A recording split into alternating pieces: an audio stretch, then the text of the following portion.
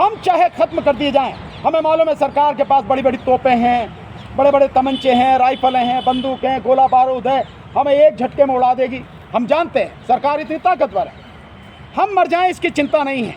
लेकिन इस देश की जनता का जो अधिकार है, ये मत का अधिकार, क्योंकि देश की जनता के तमाम जो और अधिकार हैं, वो स्वतंत्रता का अधिकार हो, वो समानता का अधिकार हो, रोजी रोटी का अधिकार हो, वो धार्मिक स्वतंत्रता का अधिकार हो, वो शिक्षा का अधिकार हो, वो सारे के सारे अधिकार इसी अधिकार से जुड़े हैं।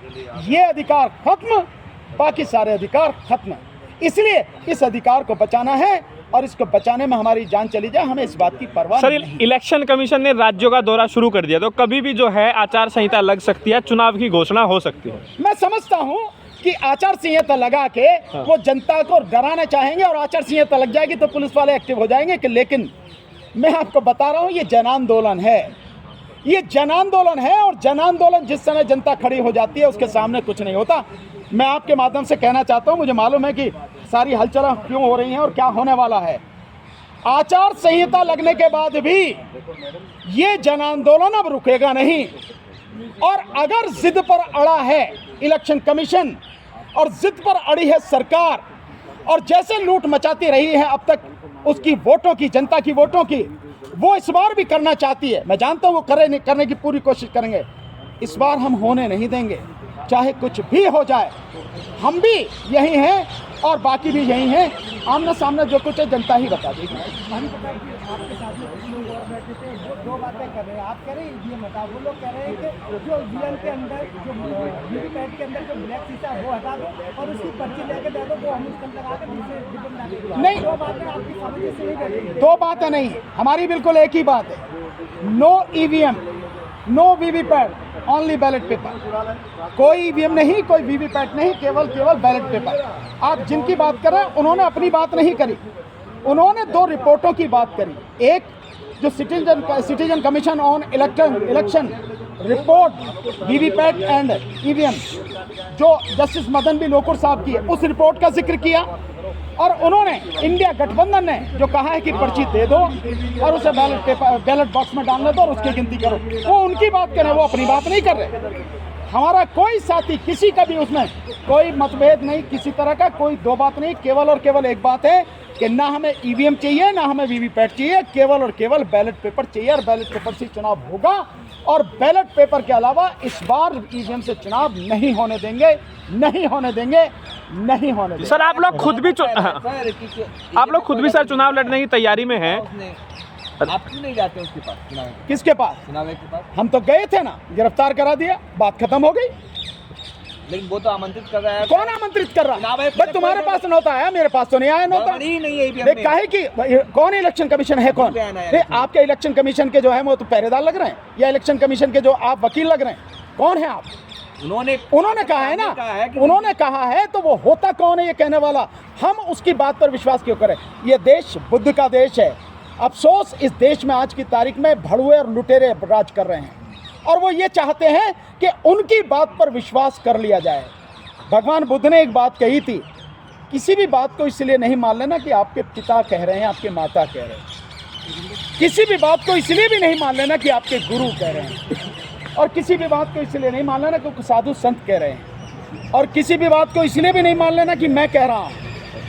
तभी मानना बात को जब अपने आप अनुभव करके, अपने ज्ञान से, अपने अनुभव से इस निष्कर्ष पर पहुंचो कि ये बात इस तरह से सही है और सच है और इससे बहुजन का कल्याण होगा। बहुजन मीन्स बहुत सारे लोगों का कल्याण होगा, ये बात कही है। और किसी भी बात की सत्यता का, सच्चाई का इससे बढ़िया कोई पैमाना नहीं हो सकता। इलेक्शन कमीशन इस बात को क्यों नहीं बताता? इलेक्शन कमीशन देश की जनता से क्यों नहीं कहता कि ये जो सिस्टम है, वाकई में इस सिस्टम में अंधेरे में हम आपको रख रहे हैं। हम वो सिस्टम आपको देंगे कि जो अनपढ़ से अनपढ़ व्यक्ति भी, अशिक्षित व्यक्ति भी जान सके कि इसमें पूरी तरह से पारदर्शिता है। और इलेक्शन कमीशन कहे कि हम आगे बैलेट पेपर से चुनाव कराएंगे, बहुत सीधी सी बात। सर, आप लोग इलेक्शन लड़ने की तैयारी भी कर रहे हैं, तो 2024 का चुनाव आप करेंगे, आचार संहिता लग जाएगी, तब भी आप लोगों का आंदोलन जारी रहेगा। तो क्या फिर आप बाइकआउट करेंगे इलेक्शन का? क्या करेंगे? क्या ऑप्शन? हमने आपको बता दिया, हमें जो भी समय पर सही प्रतीत होगा, शांतिपूर्वक तरीके से पूरी तरह से संवैधानिक और लोकतांत्रिक तरीके से हम हर वो कदम उठाएंगे जो इस देश में ईवीएम से होने वाले चुनाव को रोकेंगे। क्या बाइकआउट भी कर सकते बैलेट हैं? पेपर के चुनाव, उसमें कुछ भी हो सकता है। हम नहीं कह सकते आज, कल क्या स्थिति होगी, कल जो स्थिति होगी उस समय देखेंगे। पूरी टीम तय करेगी, देश के लोग तय करेंगे, देन उसके बाद जो निर्णय होगा वो ले। आप लोग थोड़ा ही वक्त बाकी है, इसके बीच में क्या ईवीएम बैन हो जा क्यों नहीं हो सकती है? क्यों नहीं हो सकती? ईवीएम की मशीन है और बंद पड़ी रहने दो उसमें, जिसमें पड़ी है। बैलेट पेपर तो 10 दिन में छप जाता है भाई। ये थोड़ी है कि उसके लिए बैलेट पेपर के लिए कोई मशीन बनानी है। कुछ नहीं, रातों रात काम होते हैं। इलेक्शन के जो काम होते हैं बहुत वार स्केल पर होते हैं, रातों रात काम होते हैं। इतनी बड़ी बड़ी फैक्ट्रियां हैं, कंपनियां हैं, किस चीज़ की कमी है इस देश में? किसी चीज़ की कमी नहीं, सब कुछ हो सर, सकता है। आप तो इतने समय से आवाज उठा ही रहे हैं। इतने समय से अगर कुछ नहीं हुआ तो इतने कम महीनों में कैसे कुछ? ऐसा कुछ नहीं है कि इतने समय से आवाज़ उठा रहे हैं तब नहीं हुआ और अब कुछ नहीं हो सकता। इतना समझें आप, जब हमने 2019 में आवाज़ उठानी शुरू करी थी 30 मई 2019 को, उसके बाद से लेके अब क्या आपको ज़मीन आसमान का अंतर नजर नहीं आ रहा? जब बड़ी मुश्किल से 100 में से 2-4 लोग होते थे जो बात ईवीएम की करते थे कि हाँ ईवीएम में गड़बड़ी है। पॉलिटिकल पार्टियां भी उस बात को कभी करती नहीं थी। आज तो पॉलिटिकल पार्टियां भी लगातार उठा रही हैं। अखिलेश यादव जी भी लगातार आवाज़ उठा रहे हैं। कांग्रेस में दिग्विजय सिंह लगातार आवाज़ उठा रहे हैं। सो ये सारी की सारी चीज़ें अब होने लगी हैं और जनता का समर्थन, जनता जिस तरह से आवाज़ उठा रही है वो आपकी कल्पना के बाहर है। मैं कह रहा हूँ अभी थोड़ा सा रुक जाइए, अपनी आंखों से देखिए। जज जो बैठे थे आपके साथ, वो राहुल गांधी से मुलाकात के बारे में बता रहे थे, क्या उसका क्या रिजल्ट रहा? देखिए, उन्होंने ये कहा, जस्टिस वी ईश्वरैया जी और जस्टिस वीरेंद्र यादव साहब, कोल से पाटिल साहब, ये लोग मिलके आए हैं, राहुल गांधी जी से मुलाकात हुई है। इन्होंने बहुत सीधा से कहा कि भाई ईवीएम को हटाने के लिए या तो आप खुद मैदान में आओ और नहीं तो जो लोग आंदोलन कर रहे हैं आप उनके साथ अपने समर्थक भेजो। कुछ तो आपको करना पड़ेगा। और अगर ईवीएम से चुनाव इस बार हो गया तो आपके पास बचेगा नहीं कुछ भी। इन्होंने बहुत स्पष्ट रूप से राहुल गांधी जी से कहा। अब वो क्या जवाब देते हैं ये उनके ऊपर देखा जाएगा, जो जवाब देते हैं। सर आप क्या लग रहा है सर? राहुल आपके सवाल हो चुके, आप इनको पूछें। सर, आप पर और आपके साथ जितने भी एडवोकेट इस ईवीएम के मुहिम को आगे बढ़ा रहे हैं, उन पर आरोप लग रहा है कि ये मीडिया का अटेंशन पाने के लिए कर रहे हैं और इनको केस वगैरह नहीं मिलता है, इसलिए मीडिया का अटेंशन पाने के लिए कर रहे हैं। आपको हमने कहा कि आप हमारी तरफ अट्रैक्ट हो।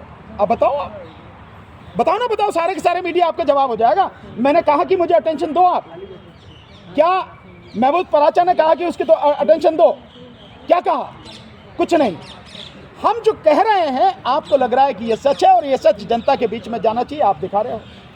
रही उस भांड मीडिया की जो गुलामी करता है, तलवे चाट रहा है किसी व्यक्ति विशेष के, जिसका ईमान खो चुका और बेईमान हो गया। हमने कभी उसको घास नहीं डाली, हम उसे अपने आसपास में नहीं फटकने देते, कभी बाइट नहीं देते उसको। मैंने आज तक कभी उनको बाइट नहीं दी और ना